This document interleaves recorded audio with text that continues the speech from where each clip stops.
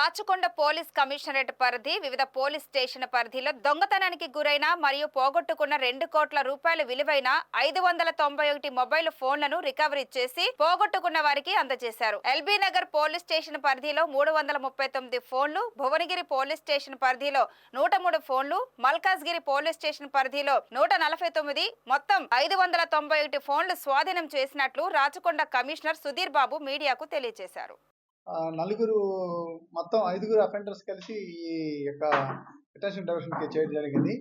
అవి వాళ్ళు మదిరాకి సంబంధించినటువంటి ఇరుకలకు సంబంధించిన గ్యాంగ్ వాళ్ళందరూ కూడా, ఆ ప్రొఫెషనల్స్ వాళ్ళందరూ కూడా వాళ్ళు ఎట్లా చేస్తారంటే అక్కడ ఒక వెహికల్ ఎంగేజ్ చేసుకొని ఇక్కడికి వచ్చి ఆ వెహికల్ ఒక చోట పెట్టి ఆ టీమ్స్ 5గురు టీమ్స్ అయితే ఉన్నారో 2 టీంలుగా విడిపోయి జ్యువెలరీ షాప్స్కి వెళ్ళి వాళ్ళు ఏదైతే ఒరిజినల్ జ్యువెలరీ ఉంటుందో దాన్ని ఆ ప్లేసుల్లో పెట్టి వాళ్ళకి తెలియకుండా వాళ్ళకి సిమిలర్ ఐటమ్స్ రోల్డ్ గోల్డ్ టైప్లో ఫేక్ బంగారం ఐటమ్స్ దాంట్లో పెట్టి వాళ్ళు ఆ వస్తువులు తీసుకొని వాళ్ళు ఎస్కేప్ కావడం జరుగుతుంది.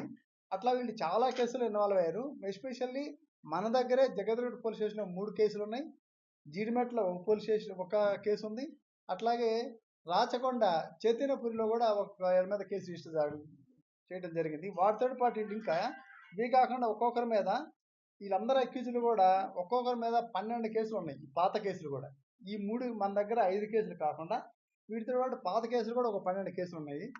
సో వీళ్ళందరినీ కూడా సిపి గారు అవినాష్ మాన్ సార్ సూచనల మేరకు వీళ్ళందరి సౌజన్యంతో వాళ్ళని సీసీటీవీ ఫుటేజ్ ద్వారా, వాళ్ళ ఫోన్స్ ద్వారా వాళ్ళకున్న వెహికల్ని ట్రేస్ చేసి వాళ్ళని ఇలా 4 పట్టుకోవడం జరిగింది. అందులో A1 అఫ్స్కాండింగ్ ఉన్నారు, జ్ఞానమ్మ అనే ఆమెను కూడా క్యాచ్ చేస్తాం.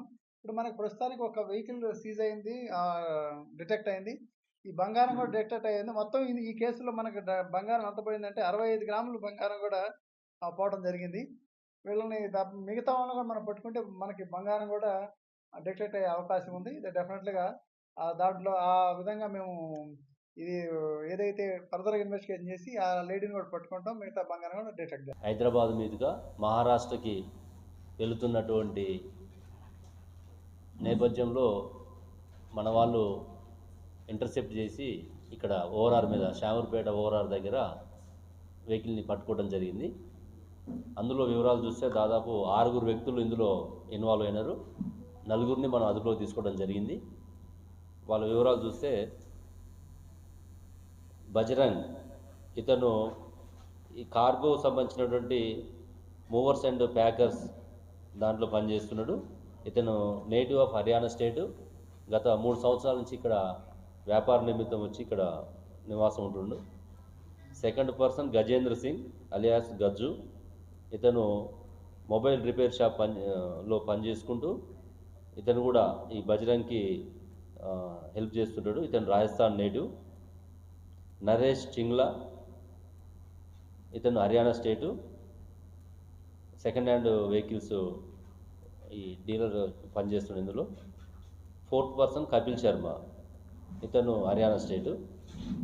వీళ్ళు 4 అంటే ఇందులో బజరంగ్ అనే వ్యక్తి ఇంతకుముందు ఆల్రెడీ గతంలో ఈ డ్రగ్స్ వ్యాపారం చేస్తూ అరెస్ట్ అయినటువంటి అతను జైలుకు పోయిన తర్వాత ఆ ఇన్ఫర్మేషన్ అంతా కూడా ఇతను తీసుకొని ఈ సోర్స్ ఎక్కడి నుంచి మనకి గాంజా దొరుకుతుంది, ఎట్లా పోవాలి అనే హైడౌట్స్ అని తెలుసుకొని అతను ఫాలోవర్గా ఉంటూ పనిచేస్తున్నాడు.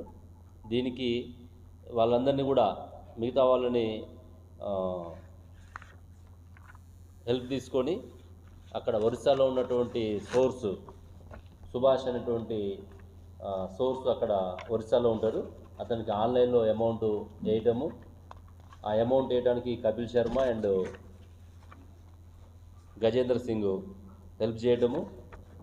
తర్వాత ఆ ప్రాపర్టీ అంతా కూడా తీసుకొని వీళ్ళు ఎలాంటి డౌట్ రాకుండా వేరే గూడ్స్ వెహికల్స్ లాగా అందులో వేరే అగ్రికల్చర్ బేస్డ్ ఐటమ్స్ పెట్టుకొని ట్రాన్స్పోర్ట్ చేస్తున్నటువంటి తరుణంలో ఇది మహారాష్ట్రలో ఉన్నటువంటి లాతూర్కి రాకేష్ అని చెప్పేసి రిసీవరు అక్కడికి పోవాలి. గతంలో వీళ్ళు కొన్ని సందర్భాల్లో హర్యానాకి అక్కడికి కూడా ట్రాన్స్పోర్ట్ చేసిన సందర్భాలు ఉన్నాయి. వీళ్ళ మీద కేసు చేసి ఈరోజు వీళ్ళని కోర్టులో ప్రొడ్యూస్ చేయడం